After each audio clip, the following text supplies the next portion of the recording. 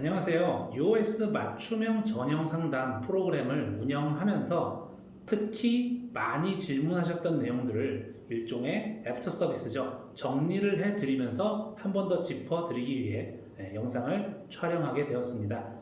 상담하셨던 내용들에 대해서, 그리고 상담을 하지 않으신 분들이라도 상담을 하면서 이런 것들이 좀 궁금했구나 하는 것들에 대해서 공유를 함께 해드리고 전형에 대한 이해를 높이고자 이러한 자리를 마련하게 되었습니다. 그러면 시작해 보겠습니다. 먼저 저희 맞춤형 전형 상담 프로그램이 2021년 5월 20일부터 본격적으로 시작을 했습니다. 그리고 이번 달 말이죠. 지금 이 촬영이 8월 24일 아침이니까요. 8월 31일 저녁까지 상담은 이어질 예정이고 상담은 현재 전부 마감이 된 상태입니다. 그래서 특히 자주 물어보시는 그 빈도가 높은 질문에 대해서 추가적으로 상담에서 하지 못했던 내용들까지 포함해서 혹은 상담에서 말씀드렸던 내용들을 정리해서 다시 한번 말씀드리고자 합니다. 가장 많이 나온 상담 내용 중에 하나가 지역균형 선발 전형 학생부 교과죠. 이거에 관련된 질문이 많이 나왔습니다. 첫 번째로 작년까지는 저희가 Z점수, 서울시립대학교가 Z점수를 활용을 했는데 이것과 올해 등급이 어떻게 차이가 나는지에 대한 질문이었어요. Z점수를 했을 때는 아무래도 찾아보시면 아시겠지만 분모의 표준편차가 들어가는 공식을 사용합니다. 그러다 보니까 아무래도 표준편차에 따라서 점수가 좀 달라지는 측면이 있었는데 등급을 적용하면서부터 점수가 표준편차를 적용한 Z점수보다 훨씬 높게 나와요. 여기서부터 사실은 혼란에 빠지셔가지고 이거 점수 높게 나오는 거 맞나요? 이렇게 말씀들을 하시는데 등급을 적용한 산식에서는 점수가 작년 기준보다 더 높게 나오는 게 정상입니다. 나만 높게 나오는 게 아니고요. 다른 사람들도 다 높게 나온다는 점을 알려드리겠습니다. 그러면 이제 물어보시는 거죠.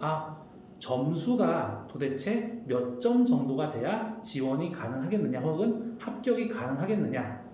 저도 사실 너무 알려드리고 싶은데 아무래도 올해 전형 방법을 달리해서 새로 신설하는 전형이다 보니까 이거를 참고할 만한 자료를 드리고 데이터를 알려드리긴 하지만 전년도의 산출 방식이 너무 다르다 보니까 이거를 그대로 적용을 할 수가 없어요. 안타깝게도. 그렇다 보니까 알려드리고 싶은데 딱 깔끔하게 알려드리지 못하는 점 양해 부탁드립니다. 사실 이걸 맞추고 있었으면 제가 지금 영상을 촬영하는 게 아니라 어디 가서 돗자리를 깔고 엄청난 양의 돈을 벌었겠죠. 성적을 입력을 하실 때 이런 걸 질문을 하시더라고요. 국사의 경우 사회 과목에 넣어야 되냐, 과학, 기타 과목에 넣어야 되냐라고 하는데요. 인문사회 계열에 지원하실 경우 국사는 사회 과목에 넣어주시면 되고요. 그리고 자연계열 학과에 지원을 하실 경우 사회 과목이랑 똑같이 기타 과목에 넣어주시면 됩니다. 그 이유는 인문계열 지원하실 때는 학생부 국영수 사 과목이 70% 들어가고 과학을 포함한 기타 과목이 30%가 들어가기 때문이고요. 반면에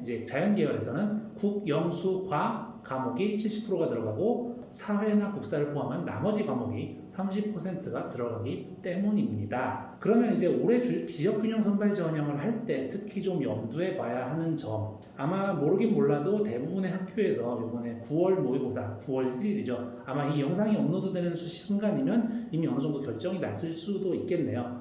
어쨌든 지역균형 선발 전형에서 고려해 봐야 되는 점들 몇 가지를 좀 짚고 넘어가도록 하겠습니다. 먼저 학교장 추천제입니다. 서울시립대학교 같은 경우는 올해 4명을 추천을 하다 보니까 학교 입장에서도 아무래도 좀 될 만한 학생들을 많이 넣는다고 생각을 해요. 그래서 나름대로 모의고사 등급과 내신 총점을 좀 고려를 해서 안정적으로 좀 넣을 만한 점수들을 나름대로 산출하지 않을까 합니다. 그렇기 때문에 한편으로는 내신 등급대가 되게 다들 유사하지 않을까라는 생각을 해봤어요. 또 한편으로 생각하면 내신 등급 폭이 꽤 넓어질 것이다 라는 생각도 들었는데 그 이유를 말씀드리자면 먼저 올해부터 약대를 선발합니다. 그래서 상위권 학생들이 아무래도 약대로 많이 지원을 할 거라고 생각을 해요. 1700명이 좀 넘는 인원이 약대로 가니까 당연히 자연계열에서 그 인원만큼 좀 빠지게 되지 않을까라는 생각을 해봅니다. 물론 약대 교과와 종합전형 등등 전부 포함해서요. 그리고 사실 올해는 작년 대비 학령 인구가 그다지 감소하지 않은 거로 알고 있습니다. 다음으로 수도권에 있는 학교들은 지역균형 선발 전형으로 10%를 정원을 우선 선발하라고 권고를 했습니다. 그래서 수도권에 있는 많은 대학들이 사실은 지역균형 선발 전형을 신설을 했죠. 저희도 기존에 있던 학생부 교과 전형을 지역균형 선발 전형으로 바꿔서 인원을 약간 조정하여 운영을 하고 있습니다. 그렇다 보니까 추가 합격이 많이 발생할 것으로 생각을 해요. 특히나 올해 같은 경우 수능이 만약에 조금만 어렵게 나거나 한다 그러면 수능 최저를 못 맞추는 경우가 다량 발생할 수도 있잖아요. 그렇기 때문에 수능 최저라든지 그리고 다른 대학에서 교과 전형을 더 많이 뽑는다는 얘기는 다른 대학에 합격했을 때 사실은 서울시립대학교를 포기하는 경우도 있을 수 있고 그 반대의 경우도 있을 거라고 생각을 합니다. 그렇다 보니 추가 합격이 상당히 많이 발생할 거라고 생각을 합니다. 그렇기 때문에 이런 것들을 같이 고려를 한다면 하나 더 있네요. 저희가 개정교육과정에 이제 어떻게 보면 본격적으로 올해가 시행되는 거잖아요. 학생들이 등급을 따기가 옛날보다 훨씬 좀 더 어려워지지 않았나 라는 생각도 듭니다. 그렇기 때문에 이런 요소들을 다 고려를 한다면 그래도 어느 정도는 지역균형 선발 전형에서의 최종 등록자의 등급 평균을 산출해 봤을 때 조금 하락하지 않을까라고 조심스럽게 예측을 해봅니다. 그래서 결론은 수능 최저를 충족할 수 있다면 한번 도전해보는 것도 괜찮겠다라는 답변을 드리겠습니다. 추합이 많이 돌 거고요. 방금 말씀드렸듯이 최종 등록자 교과 평균도 여러 요소들에 의해서 어느 정도는 낮아질 거로 예상이 되니까요. 그러니까 역시 결과는 나와봐야 아는 거지만요. 그렇게 해서 지역균형 선발 전형에 대해 가장 많이 여쭤봤던 질문에 대해 정리해서 답변을 드렸습니다. 다음으로 학생부 종합전형에 대한 내용입니다. 교내 수상에 대한 질문이 되게 많이 들어왔어요. 가장 많이 들어온 질문 중 하나는 수상은 전공과 관련된 것이 좋은지 아니면 내신에서 부족한 부분을 보완해야 되는지 그것도 아니면 본인의 학업 우수성을 드러내는 도대체 어떤 수상을 선택해야 가장 유리하냐라는 질문이었습니다. 서울시립대학교 같은 경우 잘 아시다시피 저희가 상담에서도 계속 강조를 드렸지만 모집 단위별 인재상에 맞춰서 지원하시는 게 가장 중요합니다. 일종의 가이드라인이죠. 그렇다 보니까 수상의 경우도 마찬가지예요. 내가 생각하기에 이렇게 보완하면 모집 단위별 인재상에 부합한다라고 생각되신다면 어떤 방식으로 하셔도 상관없습니다. 그것이 전공과 관련된 수상이건 아니면 본인의 학업의 우수성을 드러내는 거건 아니면 내신에서 이제 부족한 부분 예를 들어서 수학이나 영어 교과가 좀 낮은데 관련된 수상을 했다든지 그렇게 뭐가 됐든지 간에 모집 단위별 인재상에 이게 더 맞는다라고 판단이 되신다면 그거를 선택을 하신다면 저희도 수상에 대해서 읽어낼 때 그거를 중점적으로 보겠습니다. 학생부 종합전형은요, 학생을 떨어뜨리기 위해 평가하는 전형이 아니에요. 이게 떨어뜨려놓고 무슨 소리냐라고 말씀하실 수도 있는데 상대적으로 그러니까 일정 수준 이상 정도 되는 학생들이라면 사실 들어와서 얼마든지 다 본인 노력 여부에 따라 잘할 수 있다고 생각합니다. 다만 대학에서는 안타깝게도 입학 정원이 있잖아요. 그렇다 보니까 어쩔 수 없이 줄을 세울 수밖에 없어요. 어쩔 수 없이 줄을 세울 수밖에 없지만 적어도 평가를 할 때 대원칙은 학교 생활기록부와 자기소개서 등등을 조합해서 볼 때 이 학생의 장점이 무엇인지를 끊임없이 발견하려고 노력을 많이 합니다. 수상의 경우도 당연히 본인이 선택한 5개가 당연히 본인의 장점과 가장 잘 연결돼 있으리라고 생각하고 그거를 보려고 합니다. 다음으로는 이제 비슷한 맥락에서 질문일 수 있는데요. 수상이 없는 학기가 있다면 그것 또한 불이익인지 이런 질문도 많이 들어왔어요. 걱정을 많이 하시는 거죠. 그런데 수상을 조금만 선택해도 되니까 학교 고교 현장에서 나타나는 변화 중에 하나는 수상보다는 사실은 교과 성취도나 아니면 본인의 관심사 자체에 더 집중하는 경향도 조금씩 더 나타나고 있다고 생각을 합니다. 다시 말해서 수상이 이전만치 그 개수가 많아지지 않은 거죠. 그렇다고 해서 수상이 아예 쓸모없냐? 그건 또 아니에요. 말씀드리지만 수상은 이 학생의 관심사라든지 교과 성취도 등과 연결시켜서 볼 수 있는 참고 자료입니다. 근데 수상이 없어도 사실은 없으면 없는 대로 교과 성취도를 보는데 별로 지장이 없어요. 사실은 세특이랑 성적 등등을 같이 이렇게 조합해서 보다 보면 그것만 가지고도 어느 정도 성취도가 나오기 때문에 반드시 수상이 있어야만 무슨 플러스 요소가 되고 수상이 없으면 마이너스 요소가 되고 그런 건 아닙니다. 그렇게 말씀을 드릴게요. 다음으로 재수생 이상과 재학생의 수상 기록의 차이입니다. 이건 화면을 같이 보면서 좀 얘기하면 좋겠네요. 수시 모집 한 달 앞두고 재수생, 수상 실적, 학기당 합계 제한. 실제로 전국에 있는 모든 대학에게 공문이 내려간 거로 알고 있습니다. 저희도 이 날짜로 공문을 받았고요. 이 관련돼서 세부 사항도 다 지침해서 들어온 거로 알고 있습니다. 그래서 이렇게 신문 기사 같은 거를 보고도 이제 아시는 분들은 아실 텐데요. 그래서 재수생의 경우도 재학생과 마찬가지로 수상을 선택하게 됩니다. 그런데 재수생의 경우에는 이제 본인이 선택을 하고 그것을 저희가 이제 실제 서류와 대조를 해가지고 이게 본인이 선택한 수상이 정확히 맞냐를 검토한 뒤에 서류 평가에 평가자들에게 넘기는 작업을 하게 될 예정입니다. 그러니까 재수생의 경우도 본인의 어떤 강점을 모집단위별 인재상에 맞춰서 가장 잘 드러내는 6개를 선택하시면 되겠습니다. 다음으로 학생부 종합전형에서의 교과 성적이 어떻게 반영되는지 요거의 반영 방법에 대해서 한번 말씀을 드릴게요. 어떻게 보면 매년 가장 많이 하시는 질문들 중 하나인데요. 이런 질문 하시는 것도 이해는 됩니다. 일반고는 일반고라서 손해를 보고요. 자사고는 자사고라서 손해를 보고 특목고는 특목고라서 손해를 본다라고 말씀하시는 분들이 많았어요. 그리고 이제 오늘도 그런 전화를 몇 번 받았거든요. 서울시립대가 내신을 엄청 많이 보는 대학이라고 들었다라고 말씀을 하시는데 아마 추측컨대 저희 입학처 홈페이지의 입시 결과, 수시 입시 결과, 입시 통계 자료 같은 데서 저희가 일반고, 자사고, 특목고 이렇게 나눠놨기 때문에 그렇지 않을까라는 생각이 들었습니다. 근데 이걸 오해하시면 안 되는 것이 저희는 뽑고 나서 봤을 때 어떤 최종 등록자의 분포가 이렇다, 그리고 그 점수 때 평균치는 이렇다라고 말씀을 드리는 거지, 대학 입장에서 일반고든 자사고든 특목고든 사실 그게 무슨 상관이겠습니까? 솔직히 와서 안 그만두고 잘하면, 잘 졸업하면 대학 입장에서는 제일 좋거든요. 그러니까 일반고니까 이 학생을 좋지 않게 평가한다, 자사고니까 좋지 않게 평가한다, 이제 각자의 입장이 있겠지만 애초에 그렇게 평가를 하지 않습니다. 주어진 환경 내에서 이 학생이 이 지원자가 얼마나 교과 과정에 충실했고 전공과 관련된 관심사를 얼마나 드러냈고 등등등을 종합해서 모집단위별 인재상에 잘 맞는지를 판단하기 때문에 그 판단 결과가 작년엔 이랬다 혹은 재작년엔 이랬다 정도의 참고 자료로 봐주시기만을 추천드립니다. 실제로 무조건 이럴 것이다 라고 해서 보면요, 아예 지원을 못하는 상황도 발생하고 지원을 한다 하더라도 불안에 떨게 되니까. 왜냐하면 매년 사실 다른 경우들이 나오거든요. 저희가 무슨 일반고 무조건 2등급 안쪽으로만 뽑고 이랬으면 입시 결과가 이렇게 분포가 이렇게 되지 않았을 거예요. 근데 일반고만 보더라도 이렇게 1등급부터 이렇게 다양하게 있거든요. 자사고, 특목고도 마찬가지고요. 그러니까 일반고, 자사고, 특목고를 애초에 블라인드 평가에서 나눠서 평가할 수도 없는 노릇이고, 그렇기 때문에 이거에 대해서 다시 한번 강조드리지만 서울시립대학교는 내신을 많이 보는 대학이 아니고 전공 적합성을 훨씬 중요하게 보는 학교다라는 인식이 퍼졌으면 좋겠습니다.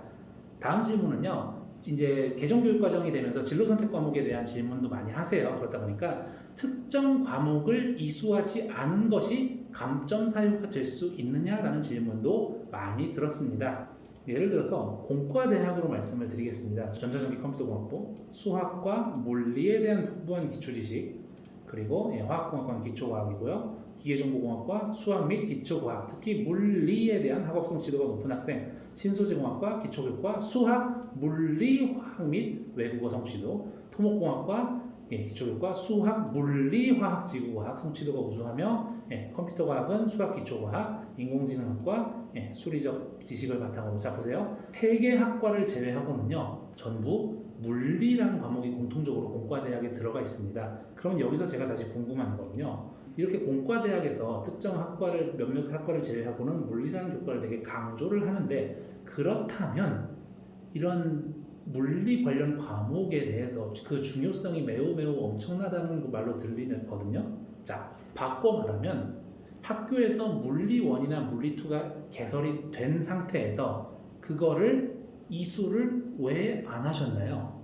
개설이 됐다고 한다면 그거를 이수하지 않으셨음에도 불구하고 공과대학에서 물리를 필요로 하는 학과에 지원하시는 이유가 뭘까요? 저희는 이렇게 저희가 역으로 좀 여쭤보고 싶어요. 이런 지원자들을 발견을 하면. 그러니까 다시 말해서 이렇게 명백하게 이수를 할 것을 꾸준히 드러내고 있었는데도 물리를 이수하지 않았다라고 한다면 당연히 그 점에서는 저희가 그거를 긍정적으로 평가할 수는 없겠죠. 그런데 그렇다고 해서 무조건 다 이수를 안 한 경우가 감점이 되냐? 그건 아닙니다.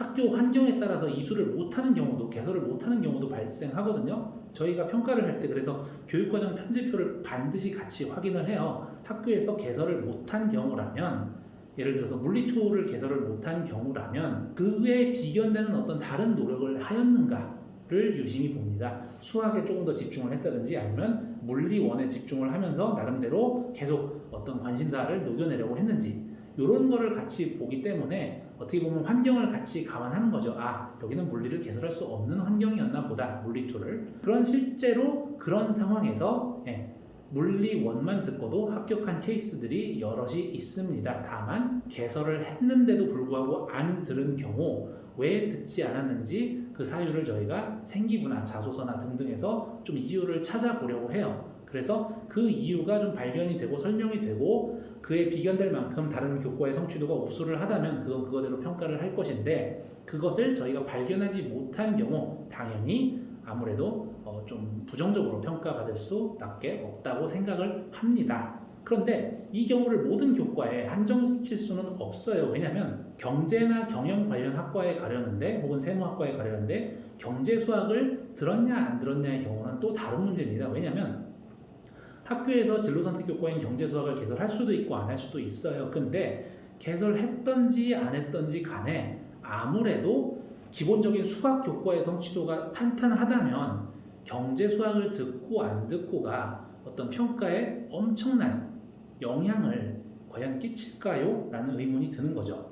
실제로 평가할 때도 그렇고요. 그러면 그럼 경제 수학 들을 필요 없냐는 말이냐? 그건 아니죠. 경제 수학을 들음으로써 본인이 왜냐면 등급만 나오는 게 아니잖아요. 분명히 교과 세특에도 본인이 활동한 내용, 배운 내용 등이 기록이 된다고요. 그런 거를 같이 연결지어서 본인 활동의 기초로 삼을 수 있기 때문에 나름대로 필요하다고 생각해서 들었으면 열심히 듣고, 그게 아닌 경우라도 다른 과목을 통해서 얼마든지 저희가 학생의 지원자의 우수성을 볼 수 있다라는 얘기입니다. 그렇게 이해해 주시면 감사하겠습니다. 아까 공대에서 물리의 경우랑 케이스가 좀 달라요. 자, 다음으로요. 진로 선택 과목이 B인 경우 이게 불이익이 있냐라는 질문이 있습니다. 당연히 아무래도 B보다는 A면 좋겠죠. 근데 이것만 가지고 이 학생은 B니까 탈락, A니까 합격 이렇게 가지 않아요.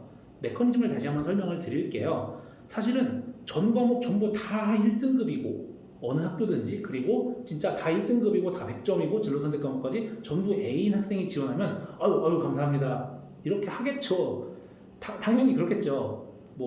근데 솔직히 쓸 거잖아요. 제가 하고 싶은 말은 상대평가잖아요. 상대평가니까 B라고 무조건 불합격인 게 아니라 나름대로 공통과목이나 어떤 일반 선택 과목에서 충분히 본인의 성취도를 증명해 왔던 학생이 진로 선택 과목이 B다라고 하면은 왜 이럴까? 다른 이유가 있을까라고 저희도 한 번 더 생각해 보고요. 그리고 같은 B라 하더라도요, 이런 경우가 있을 수 있죠. A가 교과 평균이 99점이고 100명이 들었는데 99%가 A예요. 근데 나 혼자 B예요. 이거는 누구 아무 반론의 여지도 없이 솔직히 이건 진짜 좀 아니지 않을까요? 근데 반면에 가정입니다. 정말로 진짜 엄청나게 시험 문제가 어려웠다든가 등등 여러 가지 요인으로 인해서 A가 1명이에요. 혹은 A가 1%예요. 그리고 나머지 99%가 B랑 C에 분포돼 있어요. 이런 상황에서의 B라면 이 과목이 엄청나게 시험이 어려웠나 보다, 혹은 다른 이유가 있나 보다 라고 짐작할 수가 있겠죠. 뿐만 아니라 거듭 말씀드리지만 시험만 보아서 시험 점수로 하는 게 아니고 나름대로 발표나 기타 활동들을 수업 시간에 하잖아요. 그 이후에 선생님께서 관찰하신 내용을 적는 게 교과 세특이고요. 그렇기 때문에 그 교과 세특 내용을 같이 결합해서 본다라는 점도 말씀드리겠습니다. 단순히 B를 받았기 때문에 불이익을 받냐는 건 절대 아니고 방금 말씀드린 여러 요소들과 결합해서 판단한다라는 거예요. 다음으로 내신 등급을 보는 방법에 대해서도 많이 물어보셨어요. 내신이 몇 등급이면 합격하냐? 요거는 아까 말씀드린 내용들이랑 좀 어느 정도 정리가 같이 될 것 같은데요. 저희가 작년도 혹은 재작년도에 계속 관련된 데이터를 입학처 홈페이지 공개를 하고 있어요.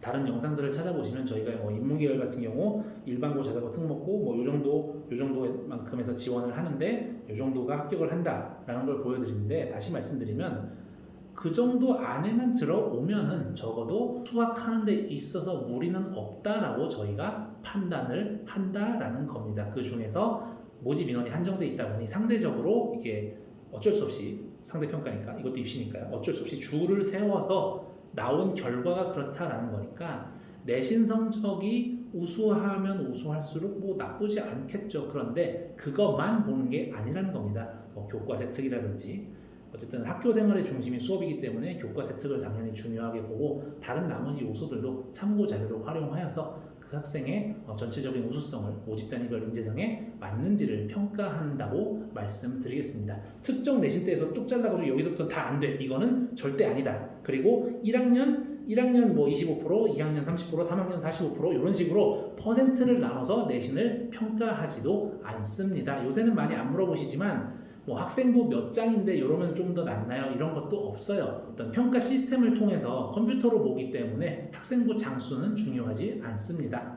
자, 다음으로 상승 곡선인데 유리할까요? 혹은 하강 곡선인데 불리할까요? 라는 질문도 많이 하세요. 뭐 이것도 마찬가지로 이렇게 되면 뭐 당연히 좋겠죠. 올라가면 좋은 거 아닙니까? 근데 내려가면 반드시 나쁜 거냐? 올라가는 게 반드시 올라가는 거냐? 이것도 좀 따져볼 필요가 있다고 생각을 합니다. 무슨 말이냐면 진로 선택 과목이 엄청 많이 개설된 상태에서 이제 일반 선택 과목이 몇 과목만 있는 상태로 이게 전 과목의 성적을 보면 왜곡이 생길 수 있다고 생각을 해요. 예를 들어서 1학년 때, 2학년 때 수학과 관련된 과목 등급이 계속 8등급, 8등급, 8등급, 8등급 이렇게 4번을 했다고 할게요. 1학년과 2학년 때. 그런데 갑자기 3학년 1학기 때 1등급인 거예요. 전 과목이. 뭐지? 그래서 보니까 진로 선택 과목의 등급이 뭐 B, C 이렇게 돼 있고 근데 일반 선택 과목을 딱 한 과목 우연찮게 들었는데 그거를 100점을 맞은 거죠. 열심히 노력을 해가지고. 그러면 이게 그 추이도를 볼 때 전 과목이 7등급, 8등급, 8등급 이렇게 1학년 2학기까지, 2학년 2학기까지 4번 그렇게 나오다가 갑자기 3학년 1학기에 전 과목 등급이 확 1등급으로 뛰어요. 개정 교육 과정에서 충분히 이런 상황도 나올 수 있다고 생각을 합니다. 이건 극단적인 경우긴 하지만 그 반대의 경우도 나올 수 있고요. 이게 왜 그러냐면 내가 필요해서 듣고 싶은 과목을 듣다 보면 당연히 뭐 수강 인원이라든지 여러 요소들이 개입될 수밖에 없고 그때의 내신 등급을 어떻게 보면 성취하기가 무조건 같은 인원, 비슷한 인원끼리 계속 정해진 커리큘럼을 맞춘 경우보다 훨씬 좀 다이나믹해질 수 있거든요. 그러니까 반드시 상승 곡선이나 하강 곡선을 단순하게 전 과목만 보고 평가하는 게 아니고 어떤 과목을 어떻게 들었는지 어떻게 이수하였는지 그리고 그 과목의 원점수, 평균, 표준 편차 그리고 수강 인원은 어떤지까지 같이 고려를 해서 판단을 해야 한다는 점을 말씀드리려고 해요. 단순하게 이렇게 하면 무조건 좋아요, 이렇게 하면 무조건 나빠요, 이렇게 하면 어떨까요? 뭐 모르죠. 케이스마다 다르니까 그렇다라는 거를 말씀드리겠습니다. 자, 다음으로 진로 희망이나 진로 관련 활동에 대해서 질문들을 또 많이 하셨어요. 뭐냐면 올해부터 아시다시피 고3들은 진로 희망사항을 이제 대학에 받을 수 없죠. 학교 생활기록부에 써도. 그러니까 이런 걸 물어보세요. 관심 전공이나 혹은 뭐 본인의 이제 어떤 관심사가 바뀐 경우 불리하게 작용하냐 아니면 뭐 바뀌지 않고 3년 내내 똑같은 관심사였으면 유리하냐 라고 질문을 하시는데 이건 사실 학생들이 되게 많이 물어보죠. 걱정도 되고 단호하게 말씀드리면 바뀌든 안 바뀌든 상관없습니다. 바뀌는 것도 자연스럽고 바뀌지 않는 것도 자연스러워요. 왜냐면 어떻게 보면 고등학생 과정도 저도 대학 와서 진로 바뀌고 또 대학 이후에 진로가 계속 바뀌었거든요.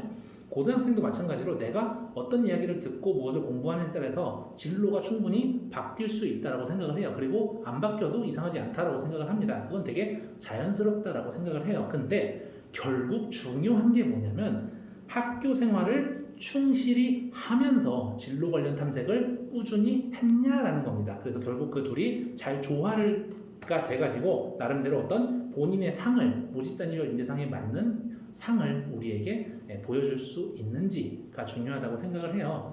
뭐 그 과정에서 당연히 나름대로 뭐 꿈이 바뀌는 이유가 진로가 바뀌는 이유가 관심사가 바뀌는 이유가 생기부나 자소서의 결합을 통해서 잘 설명되면 뭐 사실 써서 설명할 수도 있죠. 어쨌든 그러면 된다라고 생각을 합니다. 가령 일부러 서울시립대학교에 없는 학과 예를 들어볼게요. 1학년 때 이제 로스쿨 가서 변호사가 되고 싶은 학생이라고 가정을 하겠습니다. 그리고 근데 이 학생이 이제 범인들과 혹은 이제 살인 사건이나 이런 거를 미제 사건들에 대한 관심을 가지다 보니까 그런 쪽을 하다 보니 나는 실제로 뭔가 이런 걸 직접 수사하는 형사가 되고 싶다라고 2학년 때 할 수도 있는 거죠. 그런데 이런 사건들에 대해서 계속 관심을 가지다 보니까 나중에는 나는 미제 사건들을 직접 해결하는 그런 법의학자가 되고 싶다 라고 하면서 관련 주제를 탐구할 수도 있지 않을까요? 그렇게 된다면 이것도 저는 자연스럽다라고 생각을 합니다.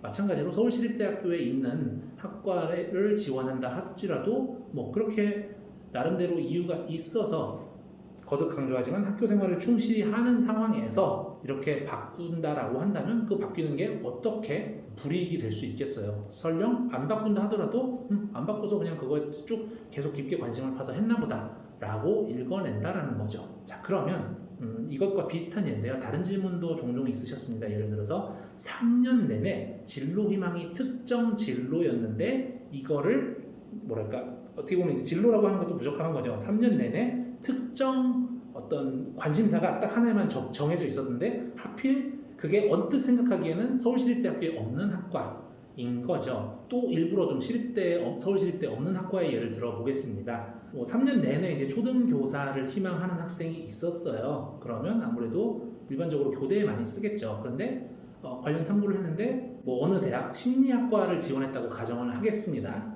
그러면 이렇게 생각할 것 같아요.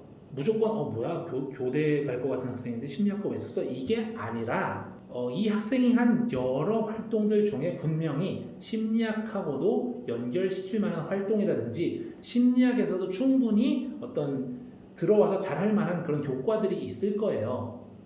심리학과 간다고 영어 안 하겠습니까? 당연히 언어학과를 가는 영어 하죠. 그런 식으로 그렇게 본인이 아니면 초등교사를 희망하는 학생이라면 이제 말해서 아동 심리 같은 거를 한다든지 그런 식으로 분명히 연결을 시킬 수가 있을 거라고 생각을 합니다. 그 맥락에서 봐주시면 되겠어요. 그래서 교육 관련 전공이든 심리 관련 전공이든 아까 말씀드렸듯이 기본적인 학업 역량은 당연히 있어야 할 거고 그래서 결국은 지원자 중에 내가 상대적으로 더 우수하다라고 하면 면접에 가는 거죠. 면접이 없는 학교 같은 경우는 없이 선발을 하겠고요. 진로 희망이 뭔가 그냥 보기에 싶을 걸로 추측이 된다 하더라도 그렇게 생기부가 읽힌다 하더라도 자기소개서를 통해서 이 학과에 이 학생이 지원한 이유가 뭘까, 맥락이 뭘까를 파악하면서 서류평가를 한다라고 말씀을 드리겠습니다. 그러면 이번에는 이제 잘못된 전략에 대해서 하나 말씀을 드려볼게요. 저희가 내신을 공개를 하잖아요. 일반고, 자사고, 특목고 세세하게 그리고 최종 등록자의 평균도 공개를 하잖아요. 그렇다 보니까 상대적으로 내신 점수가 낮아 보이는 학과로 이렇게 먼저 진학을 시도한 다음에 다른 학과로 전과를 하려는 시도에 대해서 질문하시는 분들이 계셨어요. 옛날에는 이제 내신이나 수능 점수로만 평가하던 시절에는 그게 그것도 나쁜 전략은 아니라고 생각을 합니다. 그럴 수 있죠. 근데 서울시립대학교 학생부 종합전형을 쓰신다라고 한다면 절대로 시도하시지 말기 바랍니다. 절대로요.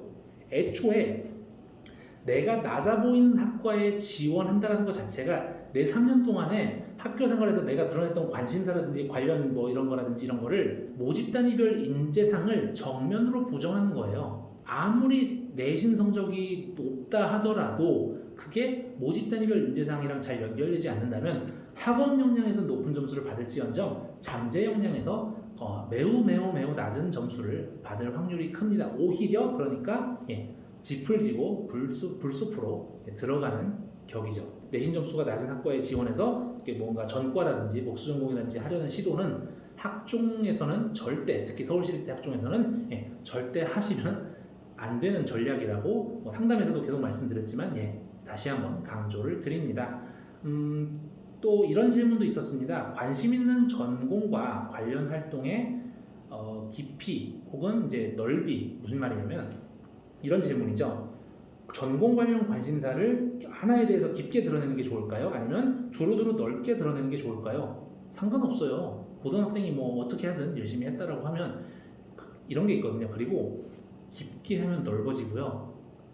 공부를 할 때 또 넓게 하다 보면 분명히 거기서 내가 좀 더 탐구하고 들어가고 싶은 게 생겨서 깊어져요. 관심사를 탐구하는 과정이 원래 좀 그런 거라고 생각을 하거든요. 다만 다만 이 넓게 혹은 깊이라고 했을 때 상담에서도 이렇게 말씀드렸습니다. 내가 그냥 이것저것 찔러보고 제대로 하지 않은 거를 찔러본 게 두루뭉술하게 만든 이거를 넓게 했다고 착각은 안 했으면 좋겠어요. 내가 진짜로 넓게 했다 하더라도 뭔가 나름대로 의도를 가지고 특정 주제에 대해서 넓게 하거나 아니면 뭔가 뭐 그냥 사실은 일단 찔러본 것도 괜찮아요. 처음에는. 근데 그 찔러본 거에서 끝나는 게 아니라 나름대로 내가 뭔가 추가 탐구를 진행한다든지 책을 하나 읽어도요. 책을 하나 읽어도 뒤에 보면 사실은 이제 참고문헌들 나오잖아요. 그 참고문헌 타고 들어가서 어떤 계속 그 가는 재미도 쏠쏠하거든요. 무조건 그러라는 게 아니라 하나의 예를 드는 겁니다. 그러니까 그냥 이것 조금 유튜브에서 뭐 이렇게 한번 보고 뭐 교과서 한번 찔끔 보고 이런 걸 탐구라고 하진 않죠. 그건 뭐 고등학생 수준에서라면 솔직히 그것보단 좀 더 폭넓게 혹은 더 깊게 하리라고 기대를 하니까요. 그러니까 넓게 하든 깊게 하든 상관없지만 어쨌든 결론은 찔러보기만 하거나 이제 좀 두루뭉술하게 조금 수박 겉핥기식으로 그냥 요것저것 건드려만 보는 거를 내가 넓게 했다라고 오인하지 않았으면 좋겠습니다. 마지막인데요. 요 질문도 되게 많이 들어왔습니다. 모집 단위별 인재상이 나름대로 세세하다고 생각하지만 또 어떤 분들 입장에서는 이게 너무 좀 추상적이다, 두루뭉술하다. 그래서 요거를 좀 어떻게 해석하면 좋겠냐라고 말씀을 드렸는데 가장 좋은 방법은 이겁니다. 이 학과에서 이게 이 모집 단위별 인재상을 왜 제시를 했는지를 상상을 해보시는 거예요. 그리고 그 상상하는 과정에서 나름의 답을 찾으실 수 있을 거라고 생각을 합니다. 저희가 이제 업로드한 다른 영상 중에서 이제 경영학부 모집 단위별 인재상 이해하기라는 영상이 있습니다. 그걸 한번 참고해 보신다면 경영학부에서는 이러한 것들이 요구되기 때문에 모집 단위별 인재상이 이런 식으로 설정되었다라는 예시를 드립니다. 그러면 그거에 맞춰서 내 활동을 어떻게 연결하나요? 거기서부터 사실 여러분의 몫인 거죠. 지원자 여러분들의 몫인 거라고 생각을 합니다. 만약에 너무 이제 이것이 좀 해석하기가 어렵다라고 하면 비록 1대1 상담은 끝났지만 서울시립대 입학처에 입학 Q&A에 글 남기시면 저희가 계속 지속적으로 충분히 댓글 정성스럽게 달아드릴 테니까요. 일단은 먼저 한번 해석을 해보시고 도전을 하시고 그래서 모집 단위별 인재상을 해석하는 방법 그 출발점은 이 학과에서 굳이 이 단어를 써가면서 이게 왜 필요할까라고 생각을 해보는 거예요. 그리고 이 과목이 이 학과에서 왜 필요할까도 상상을 해본다면 모집 단위별 인재상을 조금은 더 구체적으로 이해하실 수 있지 않을까 합니다. 이렇게 해서 지금 이제 가장 많이 나온 질문들에 대해서 답변을 드리는 시간을 가졌는데요. 어쨌든 상담 지금 120건이 넘는 130건에 가까운 상담을 입학사정관들이 돌아가면서 나름대로 최선을 다해 상담해 드리고자 노력을 했는데요. 아마 이 영상이 업로드 될 때쯤이면 저희는 이제 또 전형을 공정하게 운영하기 위해 또 갖은 노력을 기울이고 있을 것 같습니다.